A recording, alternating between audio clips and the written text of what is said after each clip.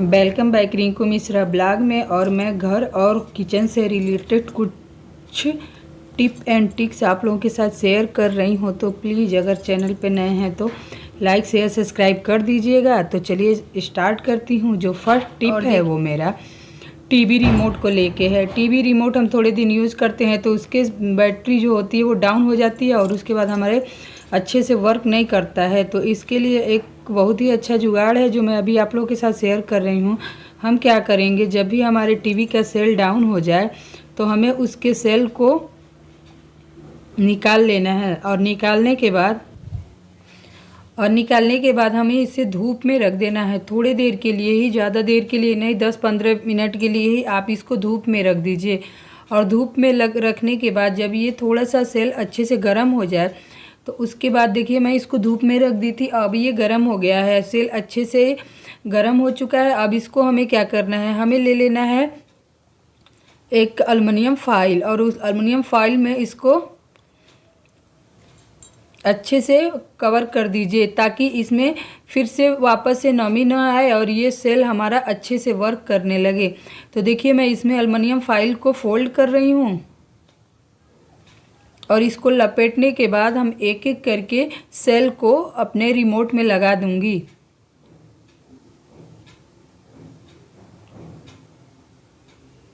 और लगाने के बाद आप देखेंगे कि जो भी हमारा रिमोट है जो काम नहीं कर रहा था वो फिर वापस से ये काम करने लगेगा और हमें तुरंत नए सेल लगाने की ज़रूरत नहीं पड़ेगी। तो आप चाहें, अगर आपका रिमोट चलते चलते बंद हो रहा है, अच्छे से काम नहीं कर रहा है, तो आप ये टिप अप्लाई करके थोड़े दिन अपने रिमोट के सेल को और चला सकते हैं और अच्छे से इसको काम ले सकते हैं। तो इस तरह से आप देखिए कि मैं दोनों सेल को अच्छे से लगा के और उसके बाद मैं चला के दिखाऊंगी आपको कि ये बहुत ही अच्छे से दोबारा से फिर काम करने लगा है।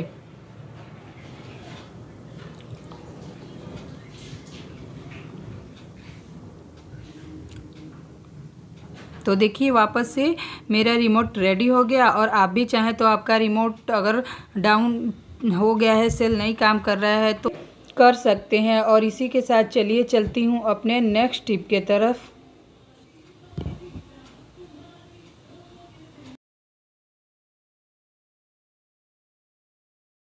मूंगफली रोस्ट करते हैं तो हमारे लिए मूंगफली के छिलके निकालना बहुत बड़ा टास्क हो जाता है।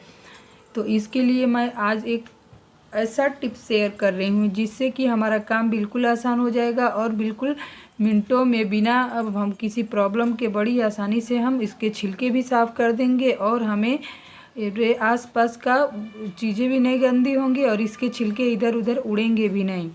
तो इसके लिए देखिए सबसे पहले मैं मूंगफली के दाने को रोस्ट कर रही हूँ और ये देखिए अच्छे से रोस्ट हो गया और ठंडा भी हो गया है। और इसके बाद हमें क्या करना है, हमें ले लेना है एक किचन टॉवेल। और इस किचन टॉवेल लेने के बाद जब ये हमारा मूंगफली के दाने ठंडे हो जाएं तो हमें इस तरह से किचन टॉवेल में सारे मूंगफली के दाने को रख लेना है। और उसके बाद हम इस तरह से हाथों से मूंगफली के दाने को हम रब करेंगे, यानी हाथों से उसको धीरे धीरे मसलेंगे। और मसलने से क्या होगा, और मसलने से देखिए धीरे धीरे मसल के इस तरह से सारे दाने जो मूंगफली के दाने हैं उसके सारे छिलके अलग हो जाएंगे। जो कि देखिए मैं अभी आपको दिखाती हूँ, सारे दाने और छिलके किस तरह से अलग हो गए और जितने भी हमारे मूंगफली के दाने थे वो बिल्कुल साफ़ हो गए। और इसके बाद हमें इसके छिलके को दानों से किस तरह से अलग करना है, इसके लिए हमें ले लेना है कोई सा भी पूड़ी छन्ने वाली जो छन्नी होती है ना, ये गोल वाली, इसको ले लेंगे।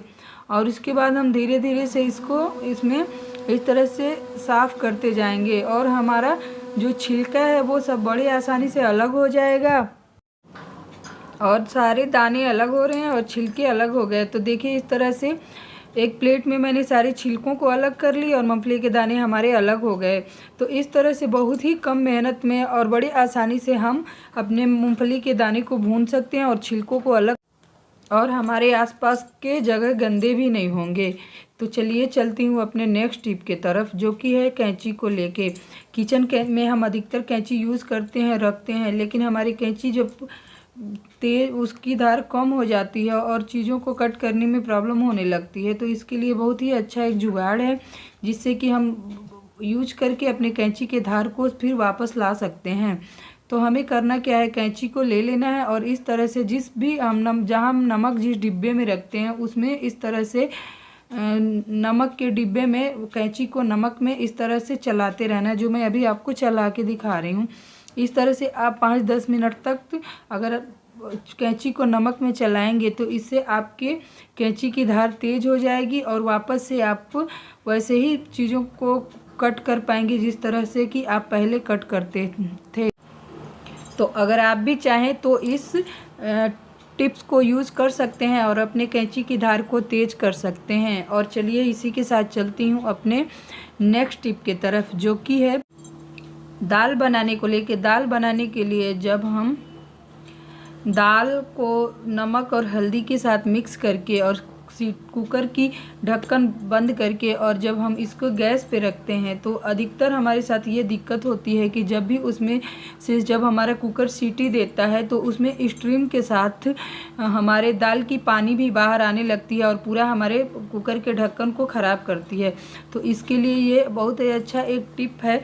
आप क्या करें, जब भी आप दाल बनाने को रखें तो उसमें कोई छोटा सा स्टील की कटोरी आप दाल के अंदर जो साफ़ सुथरी हो आप दाल के अंदर इस तरह से डाल के और उसके बाद आप कुकर को बंद कर देंगे और इससे देखेंगे कि हमें बहुत ही फ़ायदा होगा। और इस तरह से सीटी से जो हमारे दाल की पानी बाहर आती है वो नहीं आएगी और हमारा दाल आसानी से बन भी जाएगा।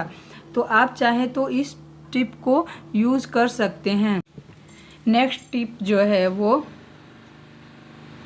तेज पत्ते को लेके है। तेज़पत्ता बहुत ही फ़ायदेमंद है हमारे लिए। और देखिए मैं इसको आज दिखा रही हूँ। जब भी आप चावल को स्टोर करते हैं तो उस चावल में कुछ तेज़पत्ते की पत्ती डाल के आप चावल को स्टोर करिए। इससे क्या होता है कि आपके चावल में कीड़े नहीं पड़ेंगे और आपका चावल बिल्कुल फ्रेश रहेगा। तो कभी कुछ लोग बहुत ज़्यादा ही चावल स्टोर करते हैं तो वो बिल्कुल भी नॉर्मल चावल को न रखें और इस तरह से तेज़पत्ता डाल दें। तो आई होप ये वीडियो को एंड करती हूँ। मिलती हूँ एक नए वीडियो में, तब तक के लिए बाय बाय।